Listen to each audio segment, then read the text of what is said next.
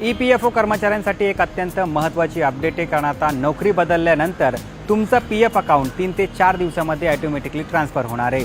याची नेमकं प्रोसेस कशी असेल, सविस्तर माहिती आपण आजच्या या व्हिडिओतून जाणून घेणार आहोत। नमस्कार, मी सलमान शेख आणि आपण पाहताय ABP माझा।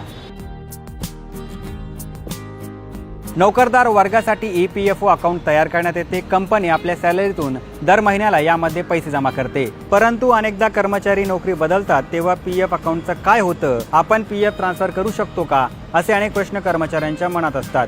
पण आता EPF ट्रान्सफर करण्याच्या नियमात बदल करण्यात आलाय। आता EPFO कडून ऑटोमॅटिक ट्रान्सफर सिस्टीम सुरू केली जाणार आहे। यामध्ये कर्मचाऱ्यांचा PF बॅलन्स नवीन नियोक्त्याच्या खात्यात आपोआप जमा केला जाईल। EPFO ने आता नोकरी बदलल्यानंतर PF खाते ट्रान्सफर करण्याची प्रोसेस सोपी केली आहे। आता तुम्ही ज्या कंपनीत आहात तेथील नियोक्त्याच्या माध्यमातून ऑनलाईन ट्रान्सफर क्लेम पाठवण्याची गरज नाही। आता तुम्ही नियोक्त्याशिवाय EPFO अकाउंट ट्रान्सफर करू शकतात।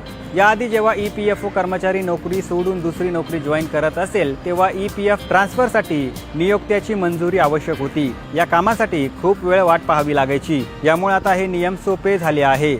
आता ऑटोमॅटिक पद्धतीने हे अकाउंट ट्रान्सफर करण्यासाठी 3 ते 4 दिवसांचा कालावधी लागणार आहे। तुम्हाला ही माहिती कशी वाटली आम्हाला कमेंट करून नक्की कळवा आणि जास्तीत जास्त नोकरदार वर्गांपर्यंत हा व्हिडिओ शेअर करा आणि पाहत रहा ABP माझा।